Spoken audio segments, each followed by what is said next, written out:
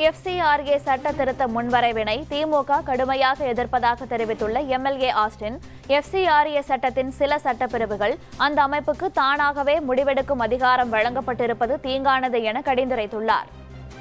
தொண்டு நிறுவனங்கள் FCRA லைசன்ஸை புதுப்பிக்கவில்லை என்றாலோ அல்லது அரசு FCRA லைசன்ஸை புதுப்பிக்க மறுத்தாலோ அல்லது நிர்வாக ரீதியாக ஏதாவது ஒரு தாமதம் ஏற்பட்டாலோ அந்த சிறுபான்மையினரை நடத்தக்கூடிய தொண்டு நிறுவனங்களுடைய உரிமை தானாகவே ரத்து செய்யப்பட்டுவிடும். அதற்கான காரணம் சொல்ல வேண்டிய எந்த அவசியமும் இந்த திருத்த சட்டத்தில் இல்லை. அவர்கள் என்ன தவறு செய்தால் என்பதை கூட சொல்லாமல் அவருடைய உரிமை முழுமையாக இந்த சட்டத்தின் மூலமாக பறிக்கப்பட்டு விடுகிறது.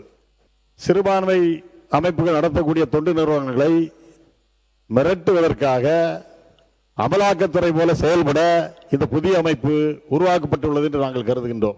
இந்த சட்ட திருத்த மசோதா என்பது சட்டத்தின் பெயரிலேயே துப்பாக்கி முறையில் அடிக்கப்படும் மிகப்பெரிய கொள்ளை மட்டுமல்ல, இது ஒரு சட்டப்பூர்வமான திருட்டும் ஆகும் என்பதை இந்த அவைக்கு நான் தெரிவித்துக் கொள்ள கடமைப்பட்டிருக்கின்றேன்.